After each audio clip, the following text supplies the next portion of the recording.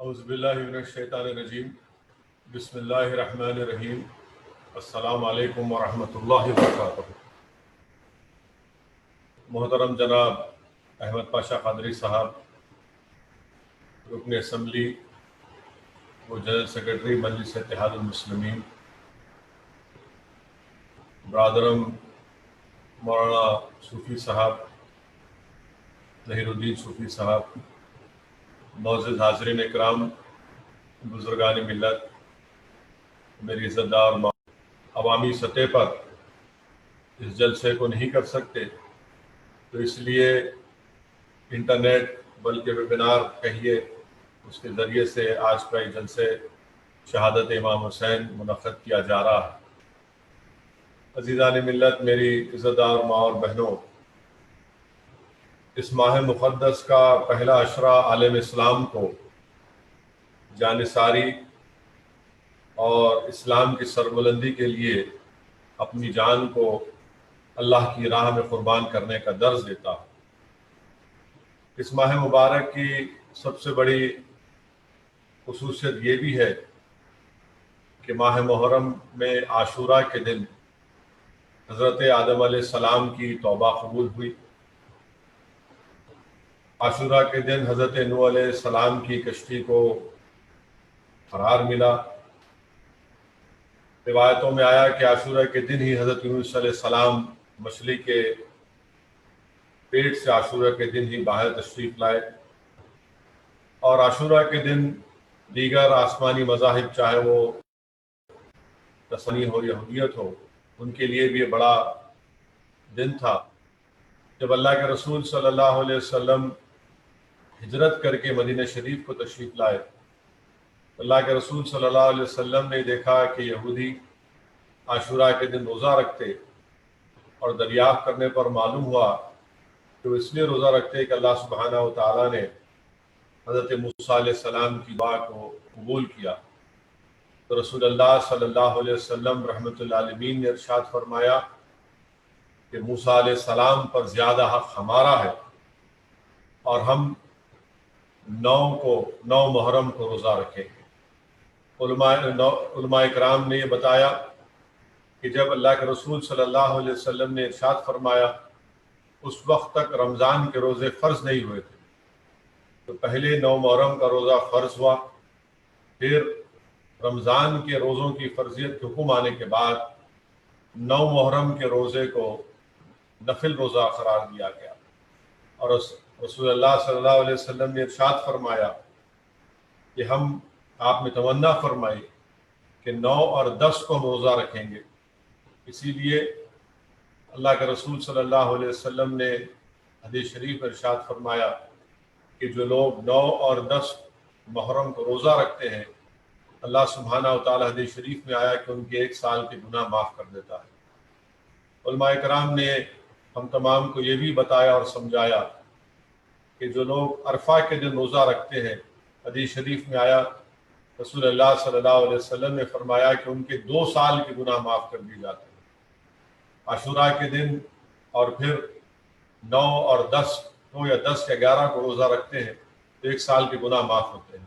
علماء اکرام نے فرمایا کہ یوم عرفہ کو نسبت ہے محمد مصطفیٰ صلی اللہ علیہ وسلم سے، اور عاشوراء کو نسبت ہے حضرت موسیٰ علیہ السلام سے۔ بہرحال عزیزان ملت، 10 محرم ہمیں اہل بیت کی سیرت کی طرف دعوت و فکر بھی دیتا ہے، اور ترمذی شریف میں حضرت ابو سعید خدری رضی اللہ تعالیٰ عنہ کے سے روایت ہے کہ آپ بتاتے ہیں کہ اہل بیت کون ہیں۔ اللہ کے رسول صلی اللہ علیہ وسلم یہ ارشاد فرماتے ہیں کہ تمہاری دعا رکی رہتی ہے جب تک کہ تم مجھ پر یعنی محمد صلی اللہ علیہ وسلم پر اور میری آل پر درود السلام کو نہیں بھیجتے۔ علماء کرام نے کہا کہ دعا کی قبولیت کے لیے بہت ضروری ہے کہ ہم محمد مصطفیٰ صلی اللہ علیہ وسلم پر اور آپ کی آل پر، اہل بیت پر درود السلام کے نذرانے پیش کرتے رہیں۔ امام جعفر الصادق رضی اللہ تعالی عنہ نے فرمایا کہ اللہ سبحانہ و تعالیٰ قرآن میں فرماتا ہے کہ وَاعْتَصِمُوا بِحَبْلِ اللَّهِ جَمِيعًا وَلَا تَفَرَّقُوا، کہ جس کا ترجمہ علماء کرام نے کیا، مفسرین نے کیا کہ اللہ کی رسی کو مضبوطی سے تھامے رکھو تاکہ تم متفرق نہ ہو جاؤ۔ امام جعفر الصادق نے ارشاد فرمایا کہ حبل اللہ کا مطلب اہل بیت، اگر تم اہل بیت کے دامن سے وابستہ ہو جاؤ گے تو اللہ سبحانہ و تعالیٰ تمہاری لاج رکھ لے گا۔ وہیں پر حدیث شریف میں اللہ کے رسول صلی اللہ علیہ وسلم نے ارشاد فرمایا کہ میری اہل بیت، میری آل کشتی نوح کی طرح ہے، جس طرح جو کشتی نوح میں سوار ہو گیا وہ بچ گیا، اسی طرح جو اہل بیت کے دامن سے وابستہ ہو جاتا ہے اللہ سبحانہ و تعالیٰ اس پر رحم اور کرم کرتا ہے، اللہ اس کو بچا لیتا ہے جہنم کی آگ سے۔ وہیں پر دارمی شریف کے حدیث ہے کہ اللہ کے رسول صلی اللہ علیہ وسلم نے ارشاد فرمایا کہ میں نے اپنی بیٹی کا نام فاطمہ اس لیے رکھا تاکہ اس سے محبت کرنے والوں کو اللہ جہنم کی آگ سے بچائے گا۔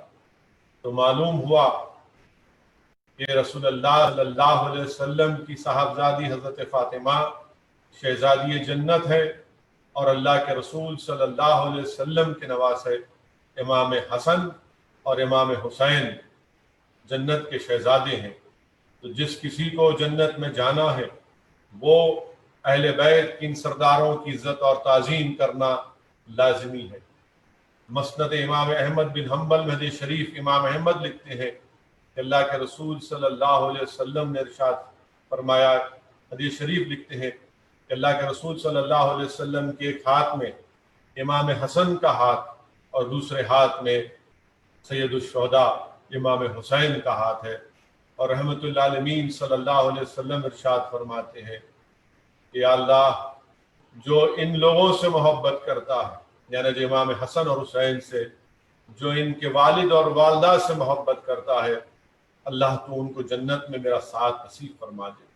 تو معلوم ہوا کہ جو بی بی فاطمہ شہزادی جنت سے محبت کرتے ہیں، جو شیر خدا حضرت علی امیر المومنین سے محبت کرتے ہیں، جو امام حسن اور حسین سے محبت کرتے ہیں، جنت میں اللہ ان کو رسول اللہ صلی اللہ علیہ وسلم کے ساتھ رکھے گا۔ میرے عزیز دوستوں اور بزرگوں، علماء کرام نے ہم کو سمجھایا کہ جو محبوب ہوتا ہے وہ محب کی اداؤں کا دیوانہ ہوتا ہے، اور محبوب اپنے محب کے تمام اداؤں کو اپناتا ہے۔ تو اس لیے علماء کرام نے ہم کو سمجھایا کہ جب ہم اہل بیت سے محبت کا دعویٰ کرتے ہیں تو باطل طاقتوں سے، باطل نظام سے ہم کو نفرت کرنا بے حد ضروری ہے۔ وہیں پر حدیث شریف میں رسول اللہ صلی اللہ علیہ وسلم نے فرمایا کہ جو میری آل سے، میری اہل بیت سے بغض رکھے گا وہ منافق ہے۔ تو نفاق کی کیفیت بتا دی گئی۔ تو یاد رکھیے، اگر ہم اہل بیت سے محبت کا دعویٰ کرتے ہیں اور پھر باطل طاقتوں سے، باطل نظام سے اور شیطانی طاقتوں سے، نفاق پیدا کرنے والوں سے محبت کرتے ہیں تو یہ غلط ہے۔ دو سمندر کے کنارے کبھی بھی ایک نہیں ہو سکتے۔ اللہ کے رسول صلی اللہ علیہ وسلم نے حدیث شریف میں یہ بھی فرمایا کہ امام حسین کے بارے میں کہ حسن میرے اسباط میں سے، حسین میرے اسباط میں سے۔ شیخ عبداللہ محدث دہلوی رحمۃ اللہ علیہ اپنی کتاب اشاعت اللمعات میں تحریر فرماتے ہیں کہ اسباط کے قرآن شریف میں جو آپ لکھتے ہیں کہ آل یعقوب علیہ السلام کے تعلق سے یہ آیا ذکر آیا، اور شیخ عبداللہ محدث دہلوی فرماتے ہیں کہ اسباط کے معنی کیا ہے؟ ایک درخت ہوتا ہے، اس درخت کے تنا اپنی جڑوں سے منسلک ہوتا ہے۔ تو آپ شیخ عبداللہ محدث دہلوی یہ سمجھاتے ہیں کہ امام حسین اپنے نانا محمد مصطفیٰ صلی اللہ علیہ وسلم سے منسلک ہے، اور دین اسلام ایک درخت ہے، اس درخت کے تنے پر کئی شاخیں ہیں۔ امام حسین کے تعلق سے اللہ کے رسول صلی اللہ علیہ وسلم نے فرمایا کہ امام حسین میرے اسباط میں سے سبت ہے۔ تو یہ شاخیں سمرقند سے نکلتی ہیں، اجمیر کو نکلتی ہیں، حمیرہ پہ نکلتی ہیں، اور یہ صبح قیامت تک دین اسلام کو ثمر آور کرتی رہیں گی۔ میرے عزیز دوستوں اور بزرگوں، اہل بیت کی محبت مسلمانوں میں، عالم اسلام میں اتحاد پیدا کرنے کی ایک ہی وجہ ہے اور بہت ہی بنیادی وجہ ہے۔ مختلف چیزوں پر اختلاف ہو سکتا ہے، مگر کسی کلمہ گو مسلمان کو اہل بیت کی محبت پر اختلاف نہیں ہو سکتا۔ اگر اہل بیت کو ہم کی بنیاد پر ہم اتحاد پیدا کریں گے، اس سے اللہ اس کے رسول کی خوشنودی حاصل ہوگی، آخرت میں کامیابی ملے گی، دنیا میں کامیابی ملے گی، اور ہمارے دنیا کے باہمی کاموں میں ہم کو الفت حاصل ہوگی۔ اسی لیے میرے عزیز دوستوں اور بزرگوں، برکات آل رسول میں حدیث شریف لکھی گئی کہ رسول اللہ صلی اللہ علیہ وسلم نے ارشاد فرمایا کہ ہر چیز کی بنیاد ہوتی ہے، اور یہ دین کی بنیاد اہل بیت اور اصحاب رسول صلی اللہ علیہ وسلم ہے۔ میرے عزیز دوستوں اور بزرگوں، میری عزتدار ماں اور بہنوں، تفسیر کبیر اور تفسیر روح البیان میں حدیث شریف لکھی گئی کہ جو اہل بیت کی محبت پر مرے گا اس کو شہید کا رتبہ دیا جائے گا۔ جو اہل بیت کی محبت پر مرے گا اللہ اس کی مغفرت کر دے گا۔ جو اہل بیت کی محبت پر مرے گا اللہ سبحانہ و تعالی اس کو ملک الموت کے ذریعے سے جنت کی بشارت دے گا۔ جو اہل بیت کی محبت پہ مرے گا اللہ سبحانہ و تعالی اس کو جنت میں ایسے داخل کرے گا جیسے کوئی دلہن، ایک نئی دلہن اپنے نئے گھر میں داخل ہوتی ہے۔ علماء کرام نے ہم کو سمجھایا کہ جس کے دل میں اہل بیت کی محبت نہیں ہے اس کے ایمان کی بنیاد نہیں ہے۔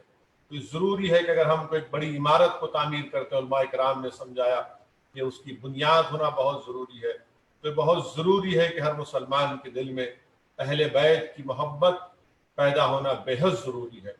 میرے عزیز دوستوں اور بزرگوں، ابھی آپ نے جناب ظہیر الدین صوفی صاحب کی خطاب میں آپ نے سنا، اہل بیت کی محبت کے سلسلے میں آپ نے سنا کہ اللہ کے رسول صلی اللہ علیہ وسلم نے ارشاد فرمایا کہ میں تمہارے درمیان میں دو چیزوں کو چھوڑے جا رہا ہوں، ایک قرآن کریم اور دوسری میری آل اہل بیت۔ میرے عزیز دوستوں اور بزرگوں، علماء کرام نے ارشاد فرمایا، علماء کرام نے ہم کو سمجھایا کہ اللہ کی کتاب صبح قیامت تک اولاد آدم کے لیے ایک ہدایت کا راستہ ہے، اور وہیں پر اللہ کے رسول صلی اللہ علیہ وسلم کی آل، کیونکہ وہ قرآن کریم کی تفسیر کا ایک نمونہ ہے، اور پھر رسول اللہ صلی اللہ علیہ وسلم کی زندگی کا بھی ایک عملی نمونہ ہے۔ اور امت کو جب ہم پر مصائب اور مشکلات آتی ہیں، باطل طاقتوں کے ظلم ہم پر کیا جاتا ہے، جب ہماری آل اولاد کو جیلوں میں ڈال کر ان کو سڑایا جاتا ہے، جب ہمارے نوجوانوں کو شہید کیا جاتا ہے، تو کہاں سے ہم کو حوصلہ ملتا ہے، کہاں سے ہم کو صبر ملتا ہے، کہاں سے ہم کو درس ملتا ہے کہ کیسے وقت کے جابر ظالموں رزیدوں سے پنجہ آزمائی کیا جائے۔ ہم کو جذبہ ملتا ہے، ہم کو درس ملتا ہے، ہم کو تعلیم دی جاتی ہے، کہاں سے؟ اہل بیت سے، اہل بیت کی زندگیوں سے۔ اسی لیے میرے عزیز دوستوں اور بزرگوں، ہم کو ہمارے دلوں میں اہل بیت کی محبت کو پیدا کرنا بہت ضروری ہے، اہل بیت سے اپنے آپ کو جوڑنا بہت ضروری ہے۔ اور رسول اللہ صلی اللہ علیہ وسلم نے حدیث شریف میں فرمایا کہ حسین مجھ سے ہے اور میں حسین سے ہوں۔ آپ اندازہ لگائیے، علماء کرام نے یہ بھی فرمایا کہ سمجھائے حدیث شریف کہ حسین مجھ سے، میں حسین سے ہوں۔ پہلا مطلب تو علماء کرام نے کہا کہ سمجھ میں آتا ہے، دوسرا مطلب علماء کرام نے بتایا کہ حسین مجھ سے ہے حسین اور میں حسین سے ہوں، یہ ہے کہ امام حسین نے ایک باطل طاقتوں سے مقابلہ کیا، اور امام حسین کا میدان کربلا میں آنا علماء کرام بتاتے ہیں، حدیث شریف بھی ہمارے سامنے ہے کہ اللہ کے رسول علماء کرام بتاتے ہیں کہ امام حسین جب کربلا میں آئے تو یزید کے دربار میں شریعت کی کوئی اہمیت نہیں تھی، طبیعت کو شریعت پر غالب کر دیا گیا تھا۔ یزید کے دربار میں شراب پی جاتی تھی، یزید کے دربار میں جانوروں کا، کتوں کا، بندروں کا ناچ ہوتا تھا۔ اسلامی نظام کی یزید کے دربار میں کوئی حیثیت نہیں تھی، اور علماء کرام نے فرمایا کہ امام حسین کا यजीद और करबला के मैदान में आना, अल्लाह सुब्हाना व तआला उलमा इकराम ने हमको समझाया कि जब फिरौन था, नमरूद था, तो अल्लाह ने हजरत इब्राहिम अलैहिस्सलाम को और हजरत मूसा अलैहिस्सलाम को अल्लाह ने ताकत दी, और वहीं पर इमाम हुसैन को अल्लाह सुब्हाना व तआला ने ताकत और शुजाअत से नवाजा। मेरे अजीज दोस्तों और बुजुर्गों, इमाम हुसैन की शहादत का जिक्र अल्लाह के रसूल सल्लल्लाहु अलैहि वसल्लम इमाम हुसैन के बचपने में जब शीरखारी में थे, रहमतुल्लाह आलमीन सल्लल्लाहु अलैहि वसल्लम अपनी ज़बान मुबारक से इरशाद फरमाते थे कि मेरा बेटा शहीद होगा, और आपकी आंखों से आंसू रवा हो जाते। फिर अल्लाह के रसूल सल्लल्लाहु अलैहि वसल्लम वाक़यात में आया कि मैंने उलमा इकराम के ख़त्मों के पास बैठकर उलमा इकराम की ज़बानों से सुना, उनके बसीरत अफरोज़ खिताबात जो मेरे कानों में आज भी गूंज रहे हैं, कि उलमा इकराम ने फरमाया कि एक मरतबा रसूल अल्लाह सल्लल्लाहु अलैहि वसल्लम के पैर पर रसूल अल्लाह सल्लल्लाहु अलैहि वसल्लम के साहबजादे थे, और दूसरे पैर मुबारक पर सैयदुश्शुहदा इमाम हुसैन थे। जिब्रील अमी आए और रसूल अल्लाह सल्लल्लाहु अलैहि वसल्लम से अर्ज़ किया, या रसूल अल्लाह सल्लल्लाहु अलैहि वसल्लम, अल्लाह इन दोनों में से किसी को अपने पास बुला ले। तो अल्लाह के रसूल सल्लल्लाहु अलैहि वसल्लम ने फरमाया कि मुझे इमाम हुसैन को मेरे पास रख दो। फिर उसके बाद एक मरतबा अल्लाह के रसूल सल्लल्लाहु अलैहि वसल्लम के पास जिब्रील अमी आया और आकर अर्ज़ किया कि रसूल अल्लाह सल्लल्लाहु अलैहि वसल्लम, आपका बेटा इमाम हुसैन शहीद होंगे। अल्लाह के रसूल सल्लल्लाहु अलैहि वसल्लम की आंखों से आंसू रवा दवा। आपने इस वाक़े की तफसील जनाब अहमद पाशा क़ादरी साहब के बसीरत अफरोज़ किताब में सुना। वहीं पर हज़रत याह्या हदरमी रहमतुल्लाह अलैह रज़ी अल्लाह ताला अन्हु फरमाते हैं कि एक मरतबा आप हज़रत अली के साथ एक मुकाम नैनवा से गुजर रहे थे, तो हज़रत अली पुकार कर कहते हैं कि अबू अब्दुल्ला, सबर का दामन नहीं छोड़ना। हज़रत याह्या हदरमी हज़रत अली शेर खुदा अमीरुल मोमिनीन से पूछते हैं, या अली आप किसको पुकार रहे थे? तो शेर खुदा अमीरुल मोमिनीन हज़रत अली कहती है कि मैंने मोहम्मद मुस्तफ़ा सल्लल्लाहु अलैहि वसल्लम से सुना कि मेरा बेटा हुसैन दरिया फ़रात के किनारे शहीद होगा, इसीलिए मैं उसको आवाज़ दे रहा हूँ। वहीं पर इमाम जलालुद्दीन सयूती ख़साइसुल कुबरा में और इमाम अबू नईम दलाइलुन नबुवा में लिखते हैं कि हज़रत अली रज़ी अल्लाह ताला अन्हु फरमाते हज़रत अली रज़ी अल्लाह ताला अन्हु उस मुकाम की निशानदेही करते हैं और फरमाते हैं कि इस मुकाम पर मेरा हुसैन शहीद होगा, इस मुकाम पर मेरे हुसैन का खून का खतरा गिरेगा, इस मुकाम पर हुसैन के साथ जो लोग हैं उनके ऊँट के कजावे रखने की जगह होगी। ये मुकाम होगा जहाँ पर आले रसूल आले मोहम्मद सल्लल्लाहु अलैहि वसल्लम के जवान शहीद होंगे। और हज़रत अली ये भी फरमाती है कि ज़मीन व आसमान उस दिन रोएगी और ये तमाम के तमाम बगैर हिसाब किताब की जन्नत में जाएंगे। उलमा इकराम ने हमको ये पैगाम दिया, समझाया कि रसूल अल्लाह सल्लल्लाहु अलैहि वसल्लम ने इरशाद फरमा दिया कि मेरा बेटा हुसैन शहीद होगा। शेर खुदा हज़रत अली इरशाद फरमाए कि इमाम हुसैन की शहादत की जगह तक आपने उसकी निशानदेही कर दी। मेरे अजीज दोस्तों और बुजुर्गों, सवाल ये पैदा होता है कि क्या किसी ने दुआ अगर कर देते कि ये मारे का ये इम्तिहान टल जाए। अल्लाह के रसूल सल्लल्लाहु अलैहि वसल्लम, जिसको शायर ने कहा, जिसको एक आशिक ने कहा कि वो ज़बान जिसको सब कुन की कुंजी कहे, उसकी नाफिद हुकूमत पे लाखों सलाम। वो अल्लाह के रसूल सल्लल्लाहु अलैहि वसल्लम अगर दुआ फरमा देते तो क्या ये इम्तिहान ये मारे का नहीं टल जाता?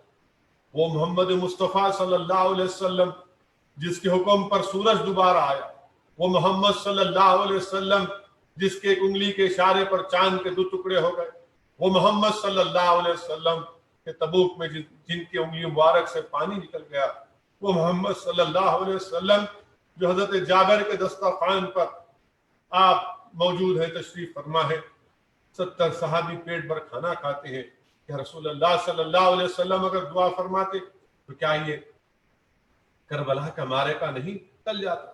تو میرے عزیز دوستوں اور بزرگوں، علماء کرام نے ہم کو سمجھایا کہ اللہ کے رسول صلی اللہ علیہ وسلم کی سیرت نے اسے ہم کو پیغام ملتا ہے کہ رسول اللہ صلی اللہ علیہ وسلم نے پیغام دیا کہ اپنے معاملات منبر اور محراب کے ساتھ ساتھ دعا کے ساتھ ساتھ ہم تمام کو میدان کارزار میں آنا پڑے گا، باطل طاقتوں کو شکست دینے کے لیے میدان میں آنا پڑے گا۔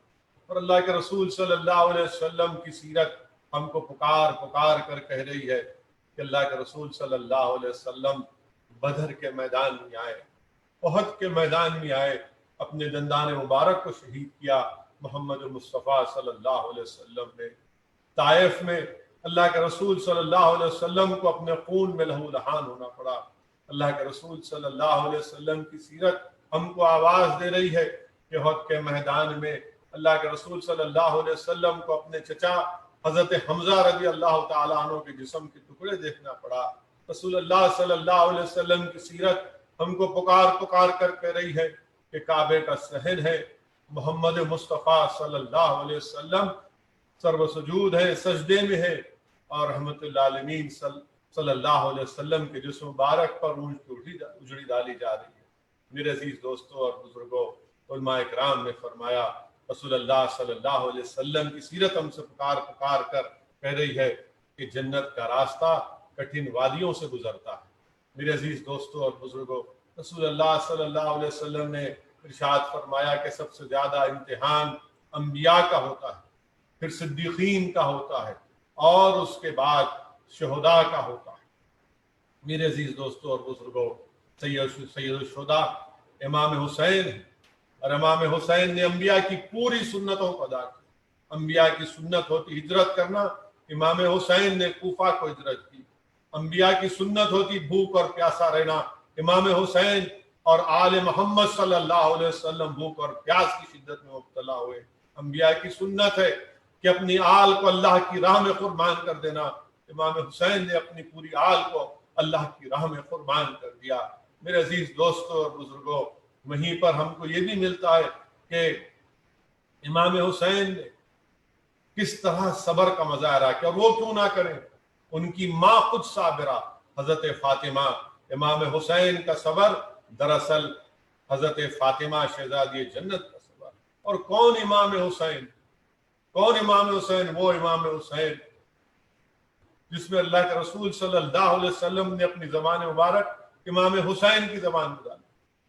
وہ امام حسین جس کو اللہ کے رسول صلی اللہ علیہ وسلم سرور کائنات تاجدار انبیاء امام حسین کو اپنے کندھے پر اٹھا رہے ہیں، اپنی پشت پر بٹھا رہے ہیں، امام حسین کو اپنے کندھے پر بٹھا کر لے کر جا رہے ہیں۔ تو فاروق اعظم عرض کرتے ہیں کہ کیا سواری ہے؟ تو رسول اللہ صلی اللہ علیہ وسلم فرماتے ہیں کہ عمر کیا سوار بھی ہے۔ میرے عزیزان ملت، میری عزتدار اور ماں اور بہنوں، یہ امام حسین ہے، یہ امام حسین۔ اللہ کے رسول صلی اللہ علیہ وسلم اپنی عنبری زلفیں امام حسین کو تھما رہے ہیں، اور وہ امام حسین جو اپنے نانا کی عنبری زلفوں کو تھام رہے ہیں، کربلا میں اسلام کی ڈوبتی ہوئی کشتی کو بچا رہے ہیں۔ میرے عزیز دوستوں اور بزرگوں، امام حسین کربلا میں بہت لمبی گفتگو اور تفصیل ہے۔ میں صرف آپ سے آج کے جلسے میں اتنا عرض کرنا چاہتا ہوں کہ امام حسین کی شہادت، اہل بیت کی شہادت، یہ کیا ہے؟ میرے عزیز دوستوں اور بزرگوں، امام حسین اور اہل بیت کی شہادت، یزید ایک پلید ہے جو شریعت کو مٹانا چاہتا تھا، جو شریعت سے اس کا کوئی تعلق نہیں تھا۔ تو امام حسین نے کربلا میں اپنا سب کچھ قربان کر دیا، اور مصائب اور مشکلات کا سامنا کیا صبر کے ساتھ۔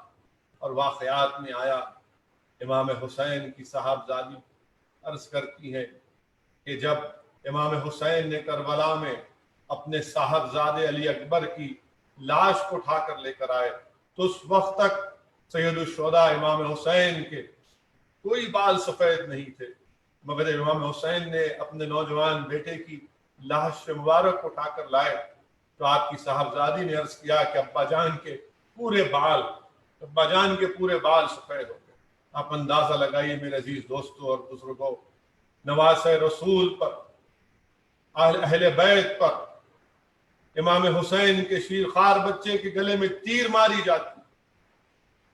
تاریخ اسلام گواہ ہے کہ جب کبھی بھی دشمن سامنے آیا تو کبھی اغیاروں سے آیا تو کبھی ہماری صفوں سے آیا۔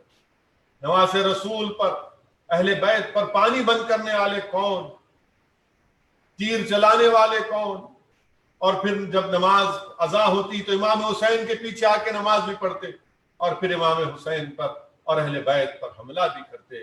میرے عزیز دوستوں اور بزرگوں، امام حسین کی شہادت، اہل بیت کی شہادت ہم کو کیا کہتی ہے، ہم کو کیا پیغام دیتی ہے؟ امام حسین کی شہادت ہم کو یہ پیغام دیتی ہے کہ دنیا کے جابر اور ظالموں سے مقابلہ کرنا ضروری ہے۔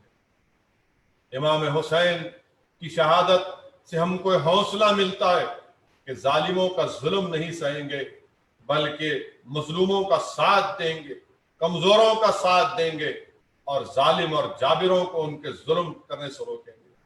امام حسین کی شہادت ہمارے دلوں میں، ہمارے خون میں ایک تازگی پیدا کر دیتی ہے ظالموں سے، جابروں سے مقابلہ کرنے کے لیے۔ میرے عزیز دوستوں اور بزرگوں، عزیزان ملت، میری عزت دار ماں اور بہنوں، اسی لیے داغ دہلوی نے کیا خوب کہا تھا۔ داغ دہلوی نے امام حسین کے بارے میں کہا تھا کہ اے داغ، کیوں نہ مجھ کو شفاعت کی امید، اے داغ کیوں نہ ہو مجھ کو شفاعت کی امید، میں ہوں محب حسین کا، دشمن یزید کا۔ یہ داغ دہلوی نے کہا تھا۔ میرے عزیز دوستوں اور بزرگوں، اللہ کے رسول صلی اللہ علیہ وسلم نے یہ بھی پیشن گوئی کر دی تھی کہ جو میرے بیٹے کو، جو ظالم، جو ناپاک، جو میرے بیٹے کو شہید کرے گا، اس کے سینے پر ایک کتے کی طرح ایک داغ ہوگا۔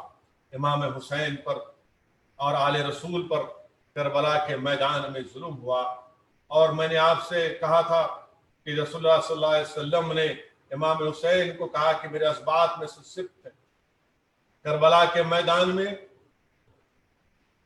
ظالموں نے، باطل طاقتوں نے رسول اللہ صلی اللہ علیہ وسلم کے صفت کو خنجر سے ختم کرنے کی کوشش کی، مگر دین اسلام کو مرجھانے سے سید السجاد امام زین العابدین نے بچا لیا۔ وہ کمزور ہیں، بیمار ہیں، یزید کے قیدی ہیں، مگر اور پھر آپ کے سامنے امام زین العابدین کے سامنے علی اکبر اور علی اصغر کی شہادت ہے۔ امام زین العابدین کے سامنے امام حسین سے جو ظلم کیا گیا وہ آپ کے سامنے، آپ کی شہادت، سید الشہداء کی شہادت سامنے۔ امام زین العابدین کے سامنے آپ کی پھوپھی حضرت زینب کی آہیں ہیں، مگر آپ نے اپنے حوصلوں کو پست ہونے نہیں دیا، بلکہ امام زین العابدین نے اپنے حوصلوں کو اور بلند کیا اور اپنے کردار سے ان باطل طاقتوں پر ایک تماچا رسید کیا۔ اور امام زین العابدین نے ہم تمام کو یہ پیغام دیا کہ دین حق کی سربلندی کے لیے، باطل طاقتوں کی شکست کے لیے، ظالموں کے ظلم کو روکنے کے لیے، مظلوموں کا ساتھ دینے کے لیے، کمزوروں کو ان کا حق دلانے کے لیے، اگر تمہارا گھر بار لٹتا ہے تو لٹ جائے، اگر تم کو قید و بند کی صحبتیں برداشت کرنا پڑے تو برداشت کرو، اگر تمہاری اولاد کٹتی ہے تو کٹنے دو، مگر کبھی بھی تمہارے جسموں میں زندگی کی آخری سانس جب تک اللہ رکھے گا، کبھی بھی باطل طاقتوں سے سمجھوتا مت کرو۔ میرے عزیز دوستوں اور بزرگوں، یہ پیغام کربلا ہے کہ ہم جب تک زندہ رہیں گے اس وقت تک ہم باطل طاقتوں سے کوئی سمجھوتا نہیں کریں گے۔ امام حسین کی شہادت، اہل بیت کی شہادت ایک درس کربلا ہے۔ کربلا کا میدان ایک درس ہے، ایک درس کربلا ہے۔ یہاں پر کتابوں سے نہیں بلکہ امام حسین کی آل رسول کی شہادت سے اور ان کی اعلیٰ کردار سے ہم کو پڑھایا جاتا ہے، تو صبح قیامت تک جو کوئی بھی حق کی سربلندی کے لیے باطلوں سے پنجہ آزمائی کرتا رہے گا، اور دین اسلام کو جو لوگ مٹانے آئیں گے، جو اس راہ میں اپنے آپ کو سب کچھ قربان کرتا رہے گا، وہ در حقیقت اس کربلا کے، اس امام حسین کے اس پیغام کو صحیح سمجھنے والا ہے۔ میرے عزیز دوستوں اور بزرگوں، علماء کرام نے یہ بھی فرمایا کہ شہادت حسین کے بعد کائنات انسانی کو دو کردار مل گئے: یزیدیت جو بدبختی، ظلم، استحصال، جبر، تفرقہ پروری، قتل و غارت گری اور خون آشامی کا استعارہ بن گیا، حسینیت جو عدل، امن، وفا اور تحفظ دین محمد صلی اللہ علیہ وسلم کی علامت ٹھہری۔ میں نے ہمیشہ کہا، اور جب تک اللہ اسد الدین اویسی کو زندہ رکھے گا میں کہتا رہوں گا کہ قیامت تک حسین زندہ رہیں گے اور حسینیت کے پرچم قیامت تک لہراتے رہیں گے۔ یزید قیامت تک کے لیے مردہ ہے اور یزیدیت بھی قیامت تک کے لیے مردہ ہے۔ میرے عزیز دوستوں اور بزرگوں، امام حسین کی روح رگے کربلا سے ہم تمام کو پکار پکار کر کہہ رہے ہیں۔ سیدہ زینب کی روح اجڑے ہوئے خیمے سے آواز دے رہی ہے، علی اکبر اور علی اصغر کے خون کا ایک ایک قطرہ دریائے فرات کا کنارہ جو اہل بیت کے خون سے لال ہوا، وہ تمام کو پکار پکار کر کہہ رہا ہے کہ اگر حسین کے تم چاہنے والے ہو تو حسینیت کو اپنے کردار میں، اپنے عمل میں زندہ کرو۔ اگر تم حسین سے محبت کرتے ہو تو حسینیت کو پہچانو اور یزیدیت کو پہچانو۔ یزیدیت تم کو توڑنے کے لیے ہے، یزیدیت تمہارے اتحاد کو پارا پارا کرنے کے لیے ہے، اور حسینیت تم کو جوڑنے کے لیے ہے۔ یزیدیت اسلام کو توڑنے کے لیے ہے اور حسینیت اسلام کی دیواروں کو اٹھانے کا نام ہے۔ یزیدیت اسلام کے خزانوں کو لوٹنے کا کام کرتی ہے اور حسینیت اسلام کے خزانوں کو، ان کو بچانے کا کام کرتی ہے۔ یزیدیت ظلم ہے، حسینیت امن ہے۔ یزیدیت اندھیرا ہے، حسین نور ہے، علم ہے۔ میرے عزیز دوستوں اور بزرگوں، یہ چیز کو ہم کو سمجھنا پڑے گا۔ یاد رکھیے کہ یزیدیت کو پہچاننا ضروری ہے۔ یزیدیت ہمارے اتحاد کو پارا پارا کرنا چاہتی ہے اور حسینیت اسلام کے دیواروں کو اٹھانے کا نام ہے۔ آج وطن عزیز میں مختلف طور طریقے سے ہم پر ظلم ڈھائے جاتے ہیں، ہم پر ظلم ڈھائے جاتے ہیں۔ بڑے بڑے یو اے پی اے کے سیکشن لگا کر جیلوں میں ڈالا جاتا ہے، مگر باطل طاقتوں کو جاننا چاہیے کہ ایک دن تمہارا ظلم ختم ہوگا انشاءاللہ تعالی، ایک دن تمہارا ظلم ختم ہوگا۔ ہم حسینیت کے پرچم تلے، ہم حسینیت کو کے پرچم اٹھائے ہوئے ہیں۔ تمہارا ظلم، تمہارا زور، تمہارا جبر، تمہارا استحصال، تمہاری طاقت، تمہاری قتل و غارت گیری ہمارے حوصلوں کو پست نہیں کر دے گی، بلکہ ہمارے حوصلوں کو اور بلند کرے گی، اس لیے کہ ہم امام حسین کے اہل بیت کے غلاموں کے غلام ہیں۔ میرے عزیز دوستوں اور بزرگوں، ہم کو ہمارے حوصلوں کو بلند رکھنا ہے، اللہ کی ذات پر اٹوٹ توکل کرنا ہے، ڈرنے اور گھبرانے کی ضرورت نہیں ہے۔ اللہ ہمارے ساتھ ہے، اللہ ہمارے ساتھ ہے۔ اور میں ہمیشہ کہہ رہا ہوں کہ میں نے بزرگوں کی زبان سے سنا کہ حسبنا اللہ و نعم الوکیل۔ امام حسین کی شہادت، امام حسین اور اہل بیت کی قربانیاں ہم کو ایک حوصلہ دیتی ہے کہ ہم ان ظالم طاقتوں سے کبھی نہ ڈریں۔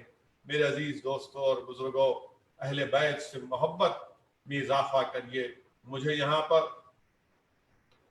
کشف المحجوب میں داتا گنج بخش علی حجوری رحمۃ اللہ علیہ نے اپنے اس کتاب میں امام باقر کا واقعہ لکھا رضی اللہ تعالیٰ۔ امام باقر راتوں میں اٹھ کر گر گڑا کر دعا کرتے تھے، اللہ سے دعا کرتے تھے، روتے تھے۔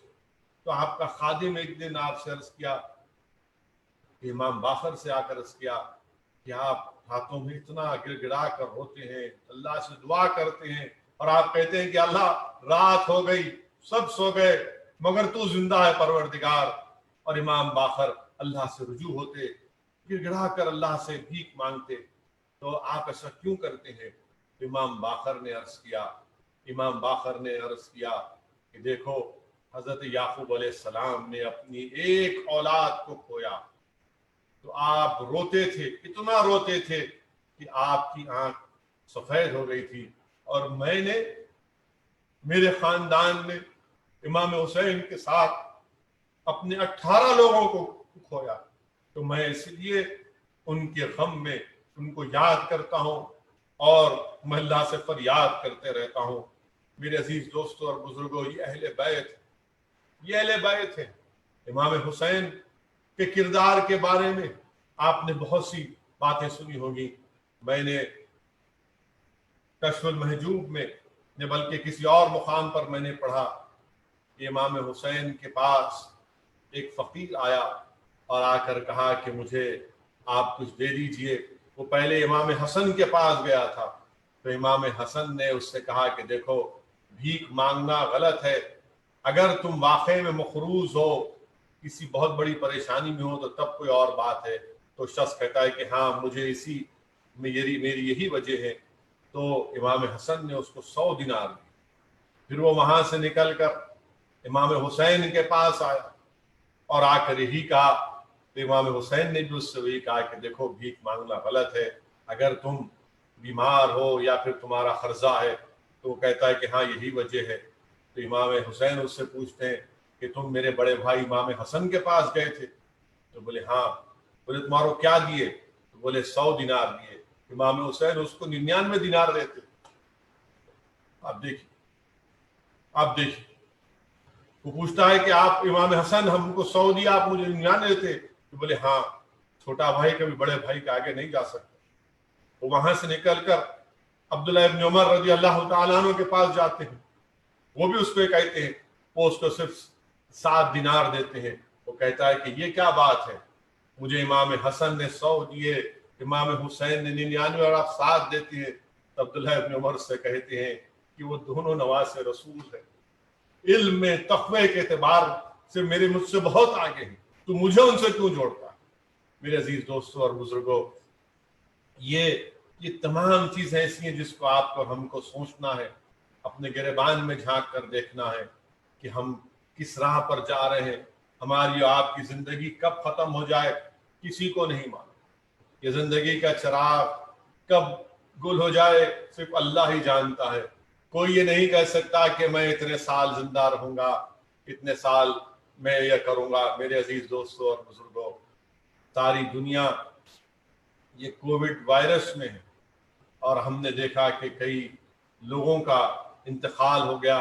بلکہ ہمارے وطن عزیز میں 62,000 لوگ اس کووڈ 62,550 لوگ اب تک آج تک اس میں ان کی موت ہو چکی ہے.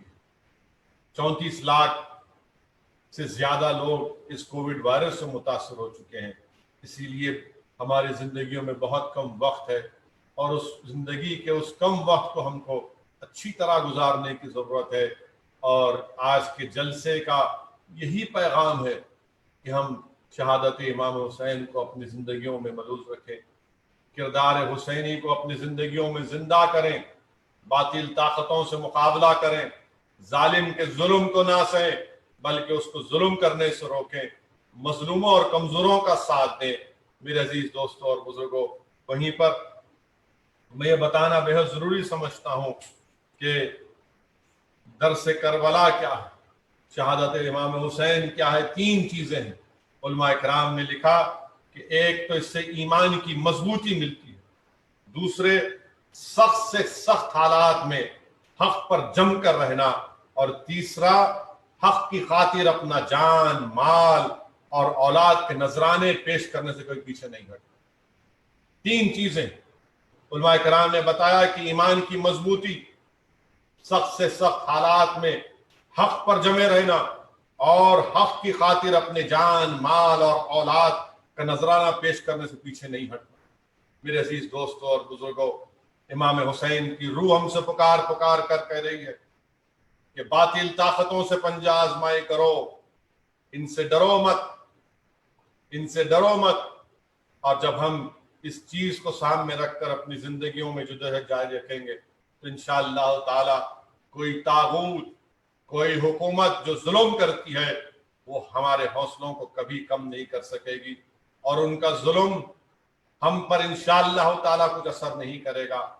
मेरे अजीज दोस्तों और बुजुर्गों, वहीं पर हमारे वतन अजीज में कई ऐसे वाकयात भी हो रहे हैं कि मुसलमानों को बदनाम करने की कोशिश। आज से 2-3 दिन पहले किसी एक टीवी चैनल के एक जोकर ने एक हिमाकत की और कह दिया कि मुसलमान वतन अजीज इंडिया में, भारत में बहुत ज्यादा तादाद में IAS, IPS, IFS में जा रहे हैं, और उस जोकर ने ये कह दिया कि ये इनका जिहाद है, यानी सिविल सर्विसेज का जिहाद। आप बताइए कि कितनी नफरत है मुसलमानों के ताल्लुक से। और ये वो शख्स है कि नरेंद्र मोदी को ट्विटर हैंडल से टैग किया ये कहकर।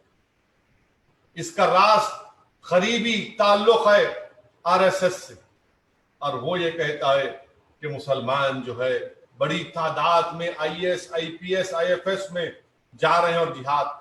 आप बताइए कि कितनी झूठ ये आदमी कहता है।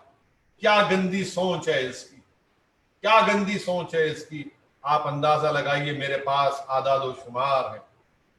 829 लोग क्वालिफाई हुए हैं, जिसमें से सिर्फ 41 मुसलमान है, 41 मुसलमान है।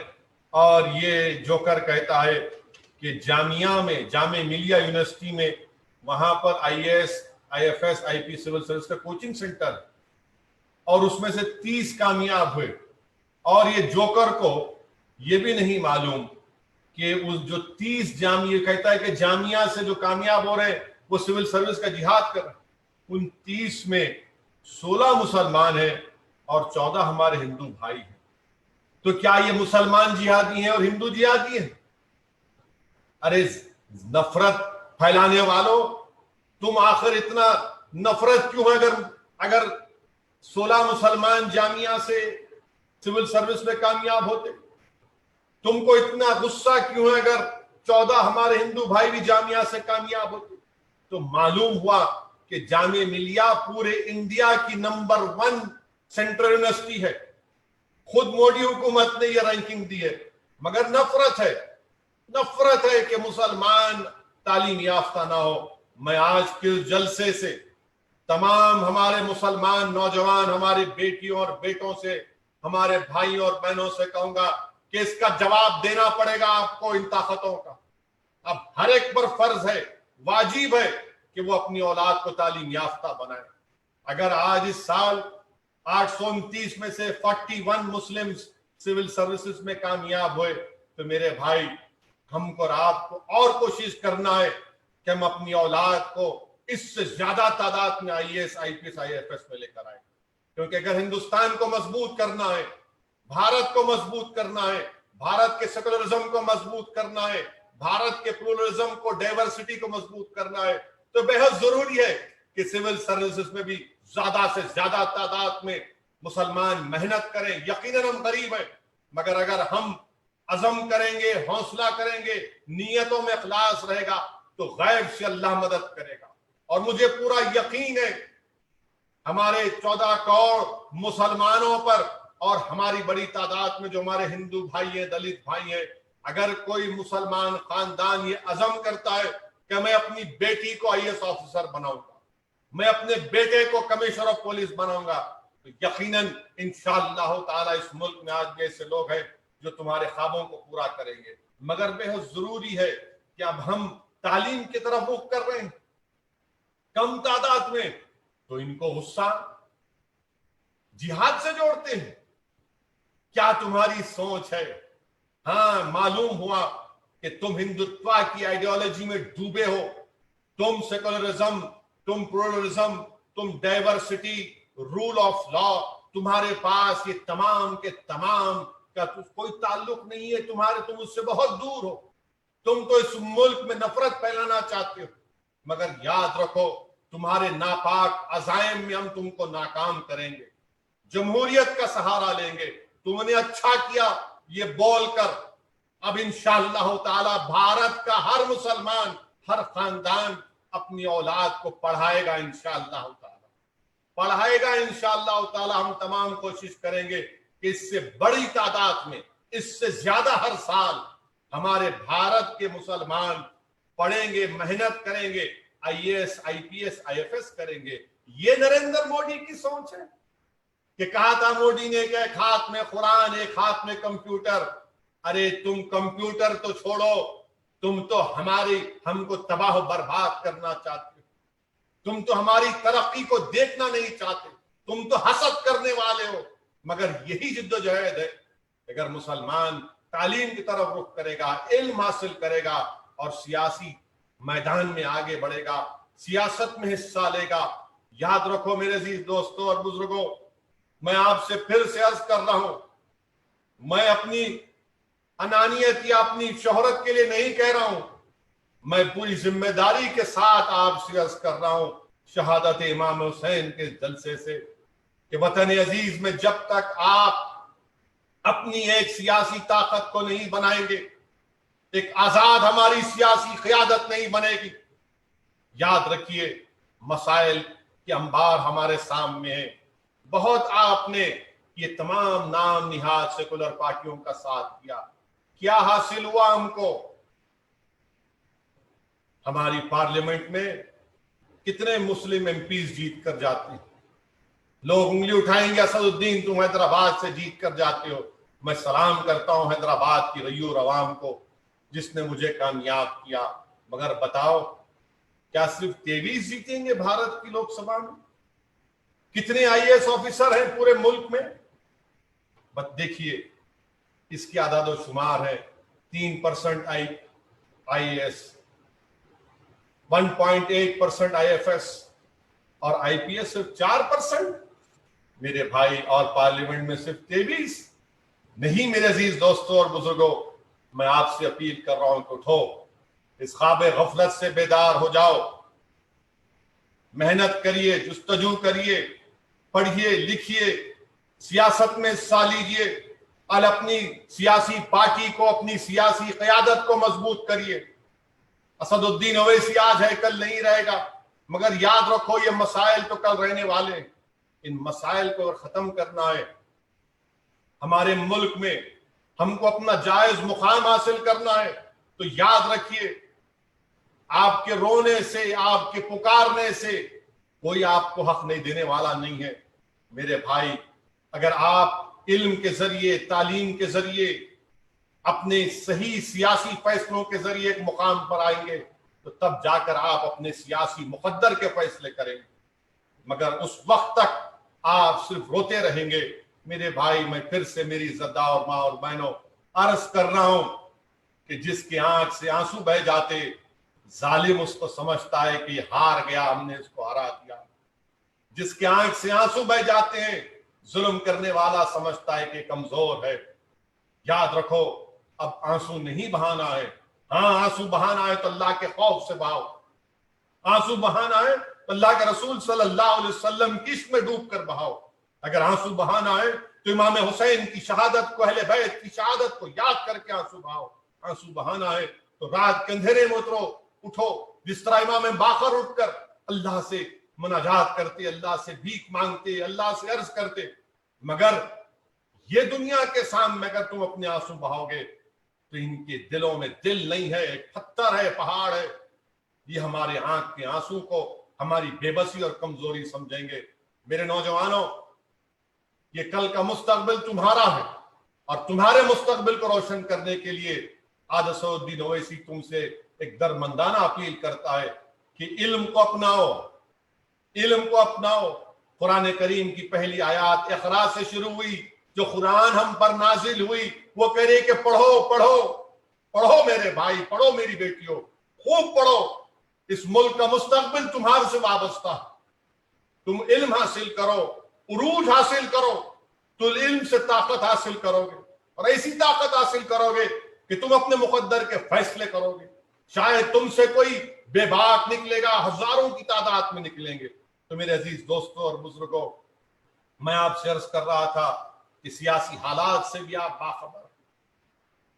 5 अगस्त को हमारे वजीर आजम चले जाते हैं और जाकर वहां पर जिस जगह पर 450 साल तक बाबरी मस्जिद थी, वहां पर हमारे मुल्क के हमारा वजीर आजम उस भूमि पूजन में हिस्सा लेते। मैंने उस वक्त भी कहा कि वजीर आजम को नहीं जाना चाहिए था, आज भी कह रहा हूं। और साथ ही साथ आपने देख लिया कि कैसे कैसे सेकुलर पार्टियों के, नाम निहाद सेकुलर पार्टियों के चेहरे पूरे के पूरे बेनकाब हो गए। कांग्रेस की जनरल सेक्रेटरी मोहतरमा ने कह दिया कि हम इसका खैर मुकद्दम करते हैं। तमाम नाम निहाद पार्टियां खामोश हो गई, किसी की जबान नहीं हिली।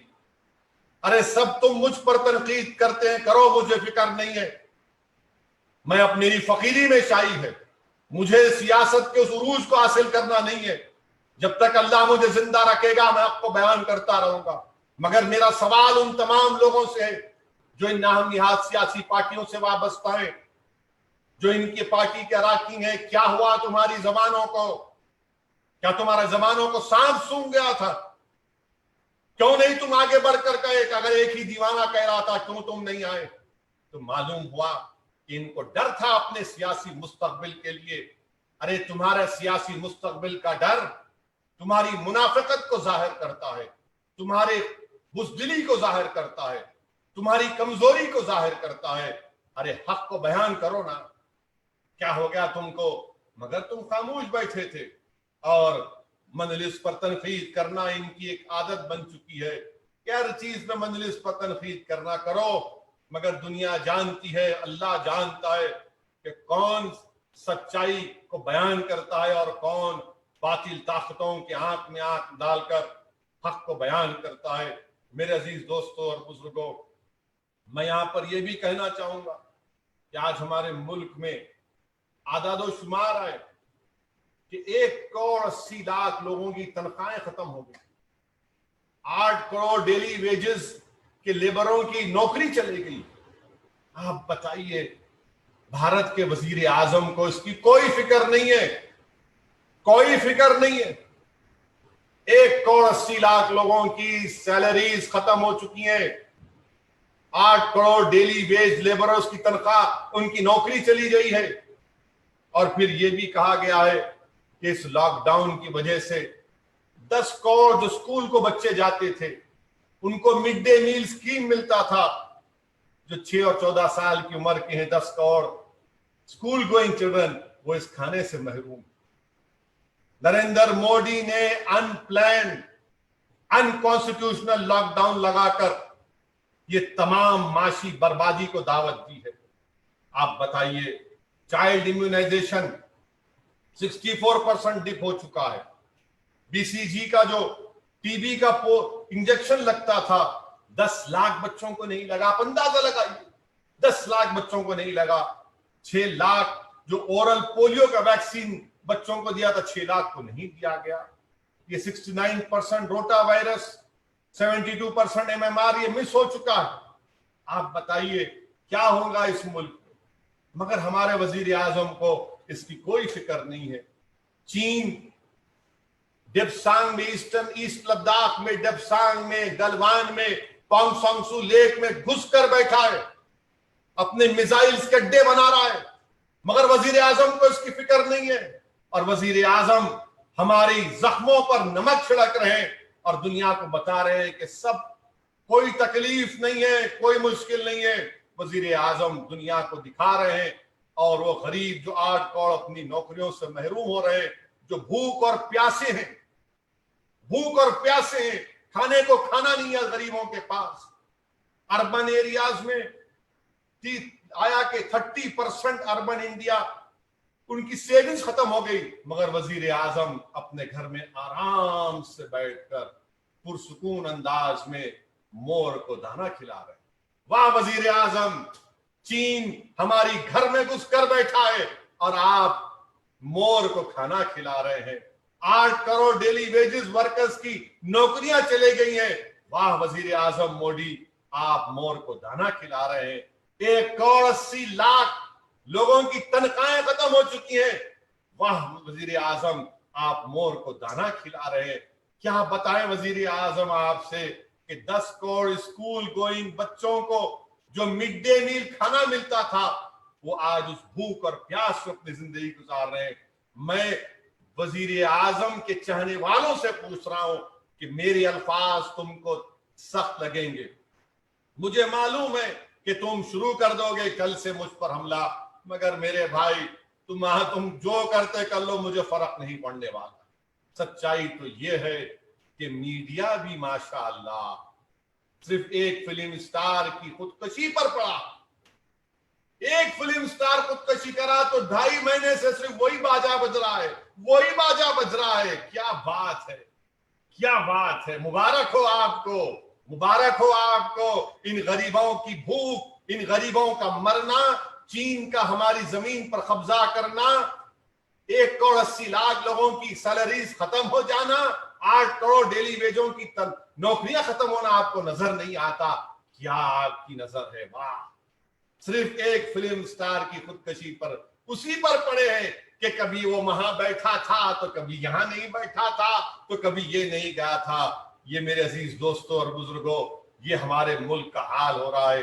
میری آپ سے ہی گزارش ہے کہ آپ میری ان باتوں پر غور کریے, مجلس اتحاد المسلمین کو مضبوط کریے, اور سرزمین تلنگانہ میں الحمدللہ جب سے یہ ان کانسٹیٹیوشنل ان پلانڈ لاک ڈاؤن بھارت کے وزیر اعظم نریندر مودی نے اس کو امپوز کیا, اس دن سے مجلس کے تمام میرے رفقا, میرے اراکین, میرے صدور و معتمدین, اراکین بلدیہ, اراکین اسمبلی, اورنگ آباد میں ہمارے مجلس کے ذمہ داران, مالیگاؤں میں, دھولیاں میں, مختلف بیدر میں, گلبرگہ میں, اتر پردیش میں, ممبئی میں, الحمدللہ مجلس کے لوگ عوام کے درمیان میں رہ کر عوام کو راحت پہنچانے کا کام کر رہے ہیں.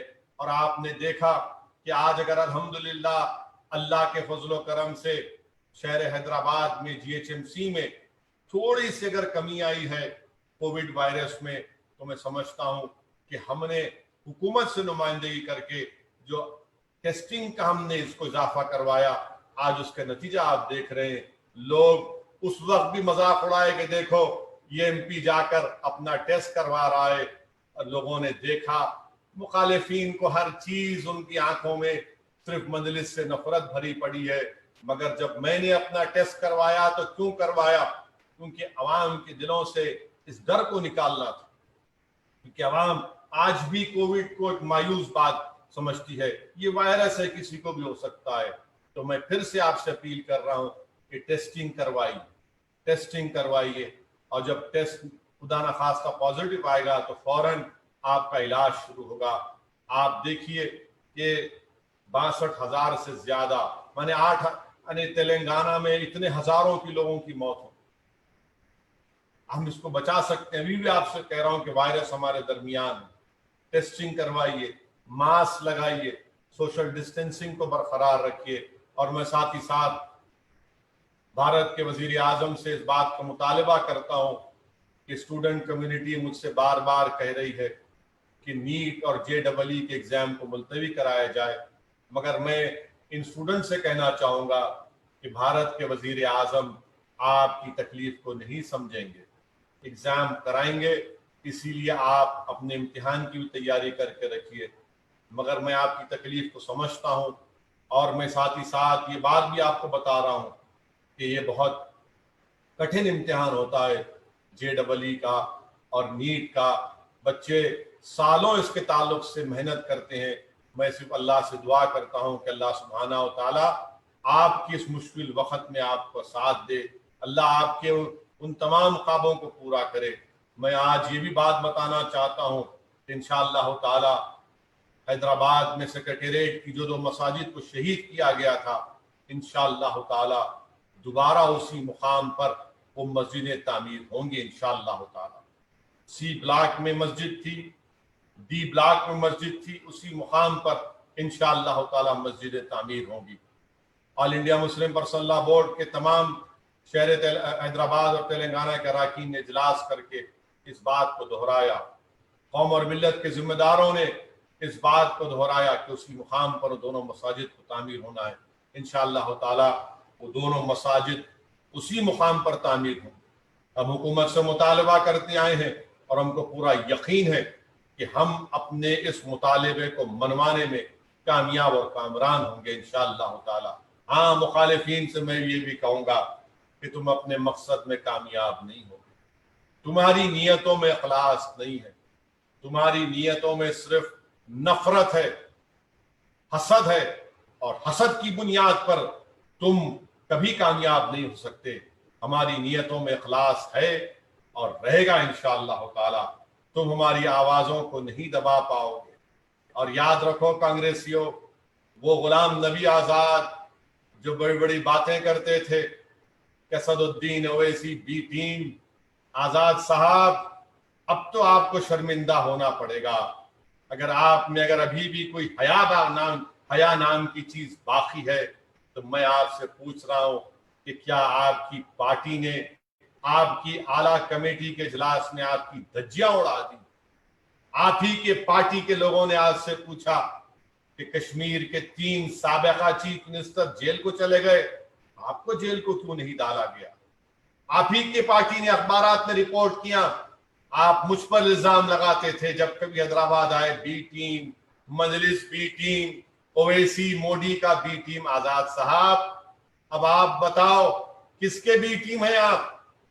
आपकी पार्टी में, मीडिया ने रिपोर्ट किया कि आपकी पार्टी के एक सीनियर लीडर मोहतरमा ने कहा कि किसने तुमको यानी आजाद को जेएनके का चीफ मिनिस्टर बनाया। आजाद साहब, अब तो होश के नाखून ले लो। अगर गीरत बाकी है तो खैराबाद कह दो, मगर आप नहीं करेंगे, मैं जानता हूं, मगर हमको इसकी फिक्र नहीं है, आपका अंदरूनी मामला है। मगर मैं अंग्रेजी में जिसको कहते हैं पोएटिक जस्टिस है कि जो हम पर इल्जाम लगाते थे, आज उन्हीं के पार्टी के बड़े बड़े लोग उन पर इल्जाम लगा दिए कि बीजेपी के इशारों पर खत लिखा गया। खैर, ये आपका अंदरूनी मामला है। मेरी आप तमाम से फिर से गुजारिश है कि दर्स करबला को सामने रखिए, अपने हिम्मत और हौसलों को बुलंद रखिए और इंशाअल्लाह ताला मजलूम लोगों का साथ देते रहिए। इस कोविड वायरस की वजह से बहुत से लोग भूखे हैं, उनके पास पैसे नहीं है, उनकी मदद करना हम तमाम का फरीजा है। अल्लाह ने जिस किसी को दौलत दी है, मदद करिए। ये मत देखिए कि कौन हिंदू है, कौन मुसलमान है, कौन दलित है, कौन ईसाई है। मेरे भाई, आज बहुत बड़ी तादाद में इस मुल्क में गरीबी बढ़ चुकी है। मैं आपसे कह रहा हूं, मेरे अल्फाज को याद रखिए कि बहुत बड़ी तादाद में अब हमारे वतन अजीज इंडिया में ड्रॉप आउट रेट बढ़ने वाला है, बच्चे मजदूरी में इजाफा होने वाला है, मैल न्यूट्रिशन में इजाफा होने वाला है, स्टंटेड ग्रोथ होने वाली है, वेस्टेज होने वाला है बच्चे जब पैदा होंगे। इसलिए बहुत जरूरी है कि हम तमाम को ऐसे वक्त में अपने आप को, अपने खानदान को, अपने दोस्त को, अपने पड़ोसियों की मदद करना है। मैं आप तमाम का फिर से शुक्रिया अदा करता हूं कि आपने इस जलसे को देखा। हम ये कोशिश कर रहे हैं कि मजलिस की कार्रवाइयों को, जो हमारे हर साल सालाना जलसे होते हैं, उसको आप तक पहुंचाया जाए और इंशाअल्लाह ताला बिहार के असेंबली इंतखाबात में भी मजलिस इत्तेहादुल मुस्लिमीन हिस्सा लेगी। हमारे रियासत बिहार प्रदेश के सदर जनाब अख्तरुल ईमान साहब, जनाब आफ्ताब साहब, जनाब आदिल साहब अल्हम्दुलिल्लाह मेहनत जस्तजू कर रहे हैं। मेरी बिहार की आवाम से भी गुजारिश है कि आप उनका साथ दीजिए, उनके हाथ को मजबूत करिए और इंशाअल्लाह ताला आपकी बार हम ना सिर्फ हम किशनगंज के असेंबली सीट पर कामयाबी हासिल करेंगे, बल्कि और दीगर असेंबली हल्के जात से इंशाअल्लाह ताला अख्तरुल ईमान साहब की क़यादत में मजलिस के उम्मीदवार कामयाब और कामरान होंगे। मैं बिहार की आवाम से, जनता से अपील कर रहा हूँ कि आप देख चुके हैं कि जिसने सेकुलरिज्म के नाम पर आपसे वोट लिया, वो आरजेडी, वो जनता दल कहाँ गए? तमाम के तमाम जाकर मोदी का साथ दे रहे हैं। आप देख रहे हैं कि बारिश से कितने जमीन का कटाव हुआ है, بارش کی وجہ سے کئی برجز تباہ و برباد ہو چکے ہیں، بارش کی وجہ سے کئی ضلع آج بھی پانی میں ڈوب رہے ہیں، مگر عجیب بات ہے کہ مودی کی سرکار وہاں پر الیکشن کروانا چاہتی ہے۔ یہ عجیب بات ہے کہ کووڈ ہے، امتحان بھی ہوں گے، کووڈ ہے تو بھومی پوجن بھی ہوگا، یہ سب چیزیں عوام دیکھ رہی ہے اور ان کے عزائم کو دیکھ رہی ہے۔ میری آپ سے ادباً گزارش ہے کہ بہار میں مجلس کو مضبوط کریے، اور انشاءاللہ تعالی جو ہماری ذمہ داریاں ہیں انشاءاللہ تعالی ہم اس کو نبھانے کی کوشش کر رہے ہیں۔ آپ سے بھی گزارش ہے کہ آپ ہمارے لیے دعا فرمائیے، آپ کی دعاؤں میں دعا فرماتے رہیے کہ اللہ سبحانہ و تعالی ہمارے نیتوں میں خلاص رکھے، اللہ سبحانہ و تعالی ہم سے اور کامل، اللہ سبحانہ و تعالی نبی کریم صلی اللہ علیہ وسلم کے صدقے طفیل میں ہم کو اللہ اتنی عزت اور طاقت دے کہ ہم اور زیادہ مظلوموں کی مدد کریں، ظالموں سے پنجہ آزمائی کریں۔ اور میں اللہ سے دعا کرتا ہوں کہ اللہ سبحانہ و تعالی محمد مصطفیٰ صلی اللہ علیہ وسلم کے صدقے طفیل میں، اہل بیت کے صدقے طفیل میں اللہ سبحانہ و تعالی ہماری دین دنیا میں ہم کو کامیابی سے ہم کنار کرے۔ اللہ ہم کو توفیق دے، اللہ ہم کو عزت دے، اللہ ہم کو طاقت دے کہ ہم ظالموں کے ظلم کو ان کو روک سکیں۔ اللہ ہم کو ہدایت دے، اللہ ہم کو توفیق دے، اللہ ہم کو غیب سے مدد فرمائے کہ مظلوموں کا اور کمزوروں کا ساتھ دے، اور اللہ ہم کو عزت سے نوازے۔ اللہ ہم کو سیاسی طور پر ایسا عروج دے کہ ہم اپنی ملک میں سیاست میں اپنا جائز مقام حاصل کر سکیں، اور اس مقام کے ذریعے ہم مظلوموں کا ساتھ دیں، ہم غریبوں کا ان کا حق دلا سکیں، مسلمانوں کا ان کا جائز مقام ان کو دلا سکیں۔ میرے عزیز دوستوں اور بزرگوں، درس کربلا یہی ہے کہ ہم کبھی بھی ظالم کے ظلم کو نہ سہیں، مظلوموں کا ساتھ دیں۔ وآخر الدعوانا الحمدللہ رب العالمین۔